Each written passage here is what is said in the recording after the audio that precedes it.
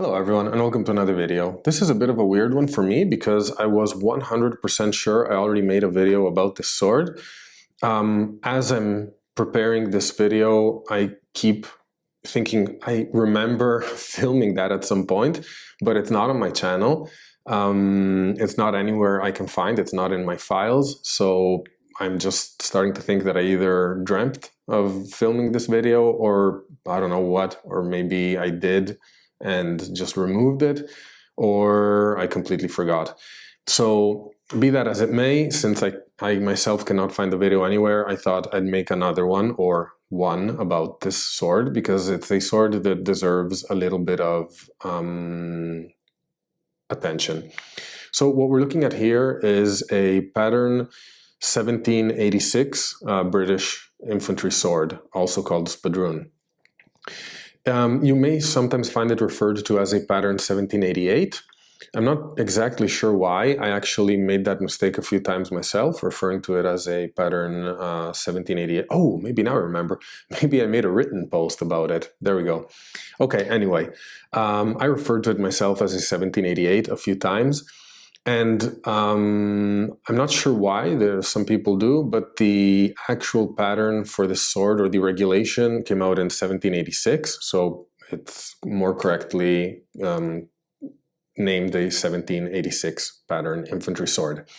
Okay, with that out of the way, why is this sword so relevant for, well, weapon standardization, let's say, but for military history in a broader sense, perhaps? It's because we're looking at the first attempt to weapon standardization on the part of the British Army. So until, well, before 1786, of course, what weapon an officer used or chose was completely up to them.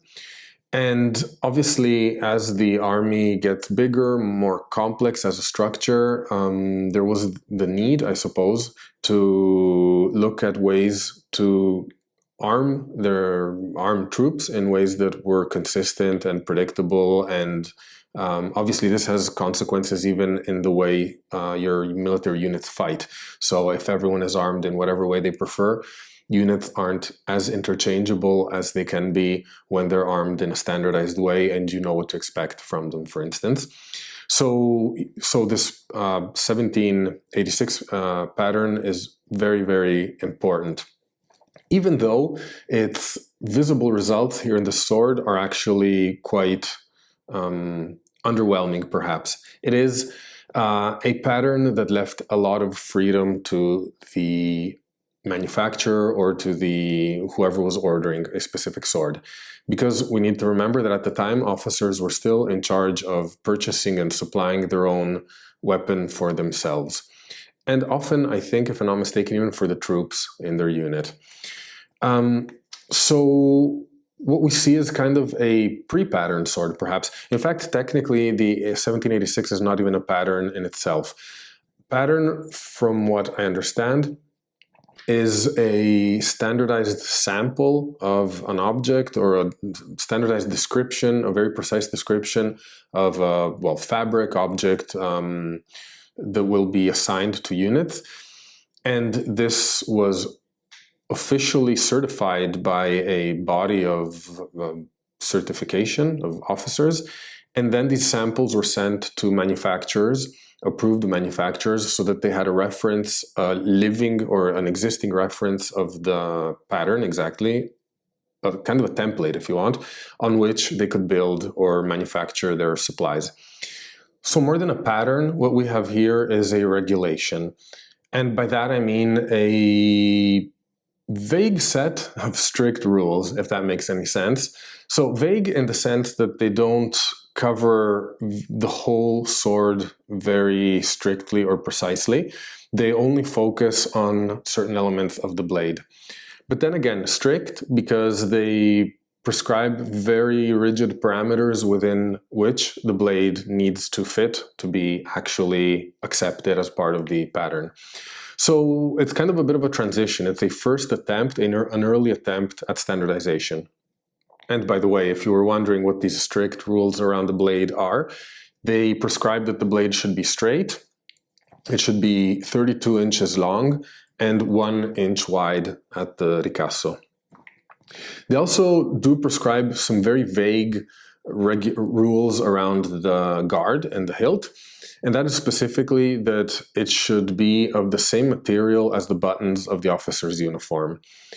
The last prescription of the regulation is that all officers on a unit should have the same sword. So that's where it ends. And this is why on these early Spadroons you see a lot of variations in the hilt. But let's look at it in a little more detail, and we can discuss some of the variations while we look at the sword itself.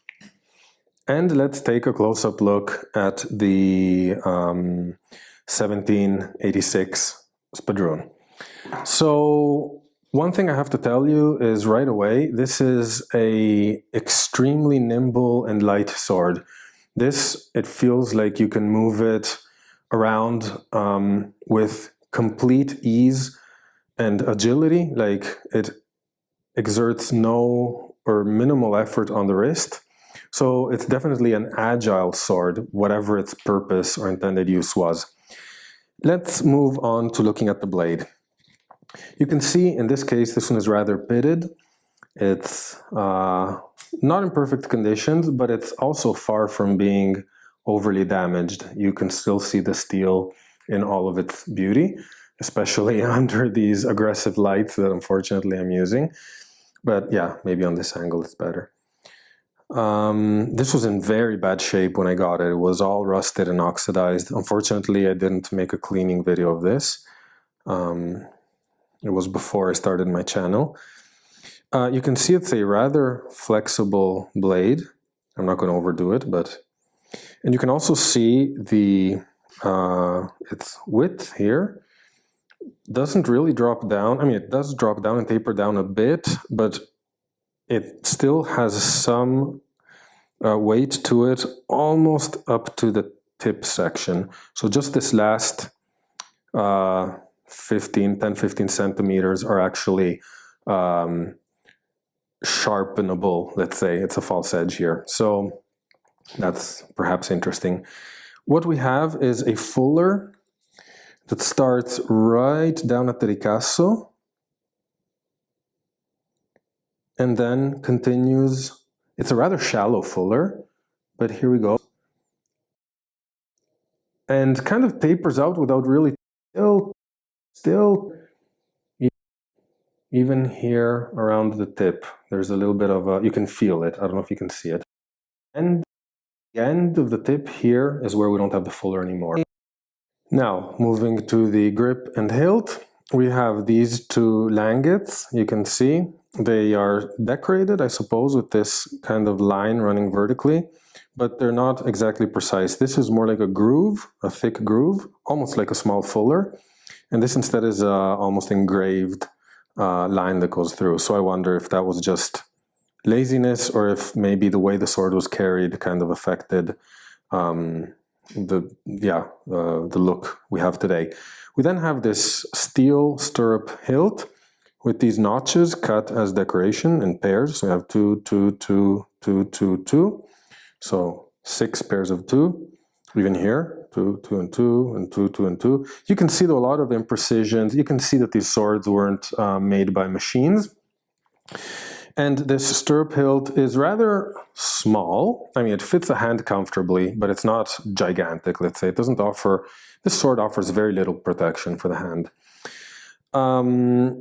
Interestingly, the stirrup hilt compared to like Blucher swords or stuff doesn't have like that bulge outwards, even like if you compare it to the 1796 light cavalry sword. Instead, it kind of quickly runs into the pommel area of the hilt.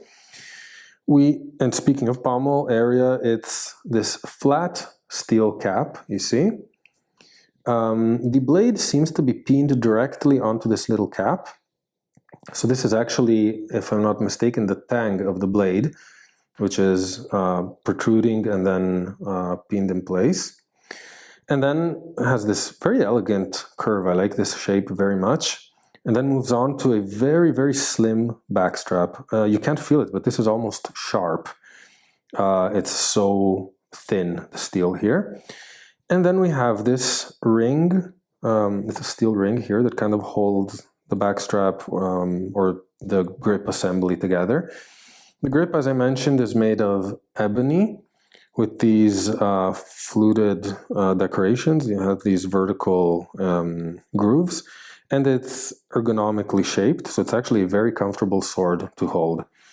You can obviously see this one is not in the best condition. I think the ebony might have contracted here because you can see through almost. You can see the underneath the backstrap. But still a very, very lovely sword, and one I'm very happy to be able to handle and show you. And there we go. This was the 1786 officer's sword, better known as the 1786 Spadroon. Starting from here, we have all of the following standardized models: the famous 1796, the infamous 1796, and everything that would follow. So it's a sword that has a lot of history in a very broad sense to it. I hope you enjoyed the video. Thank you for watching, and I'll see you soon in the next one.